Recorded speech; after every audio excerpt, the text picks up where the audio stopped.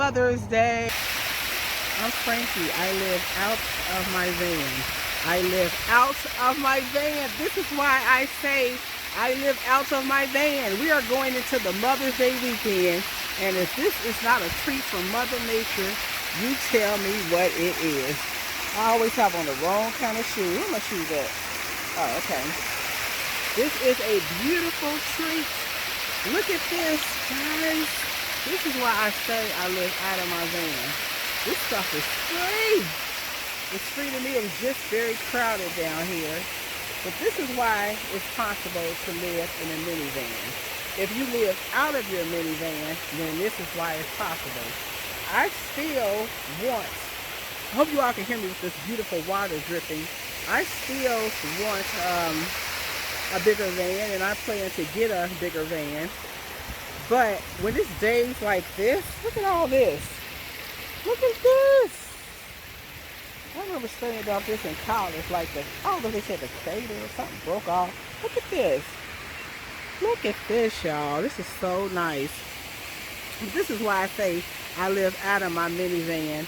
And this is why it's possible to live in a minivan, because you live out of it. I'm going back to Carolyn's RV life.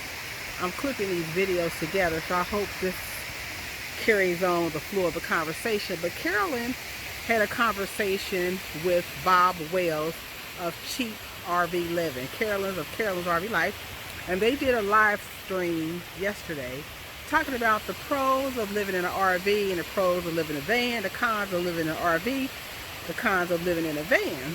And one of the things Carolyn said is that she wanted the comfort of home because she works and she spends a lot of time in her RV. Well, I work and I spend a lot of time in my van, but on days like today, oh, these birds!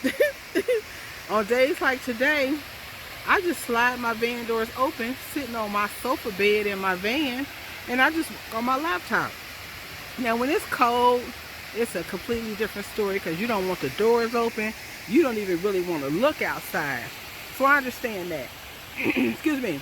Bob Wells says he likes to zip in and zip out of places, and it's easy to do it.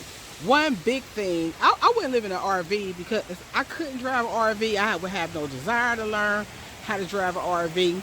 But one reason I definitely wouldn't live in an RV, and I heard Bob Wells say an RV gets, and I think I'm getting this correct, he said it gets 1 gallon of gas for 8 miles. 8 miles for 1 gallon of gas.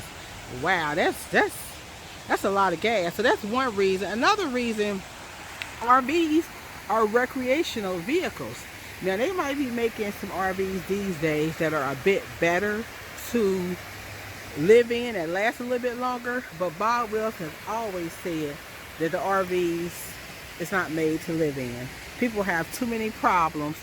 He was saying, and I knew this from back in the day when I saved up for my van journey, that you could get in a minivan, you could go across country, make sure, and he always say what I think is he say keep $3,000 in your pocket. Now, if you got more than that, like he said, if your van break down, you could get another van for $3,000 that can get you back wherever it is you're going.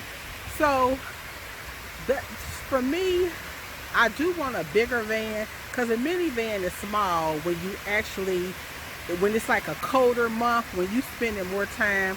Like in the colder months when I was in my van, that's why I got a hotel. I didn't even want to go in a coffee shop. For one, I didn't like, this was before the pandemic, but even before then, I just didn't like sitting in coffee shops with people chattering and talking, and I'm trying to get my work done. So coffee shops really ain't my thing. I like coffee. I love coffee. I love to go to coffee shops to get some coffee, but they're not my thing as far as working.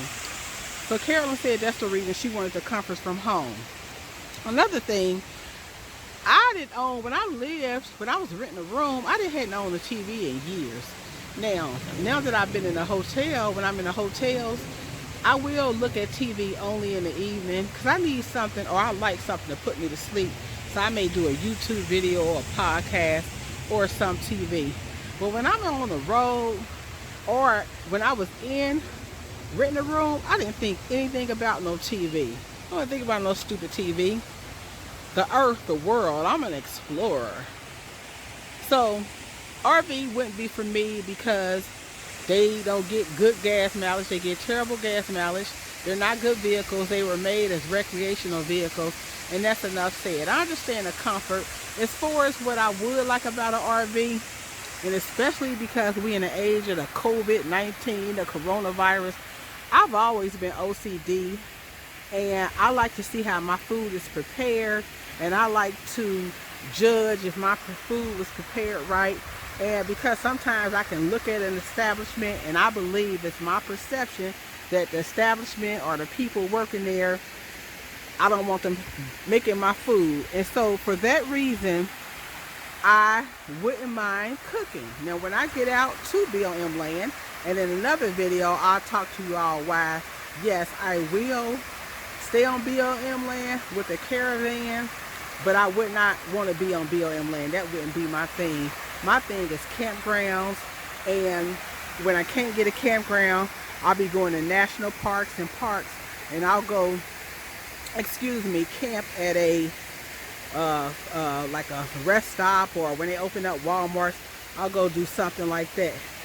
This area is beautiful, y'all. My feet is soaking wet, but it's okay because it feels good outside. But yes, my feet are wet. It's so beautiful. So beautiful. This is what I come out here and do. This is what I do. If this is not taking a... some people...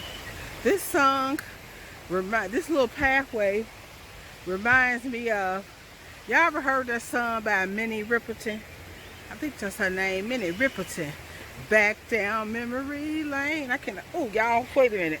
It's so many bugs in here. I'm glad, y'all are thankful that I'm not going to sing that song. Let me get out these woods, honey.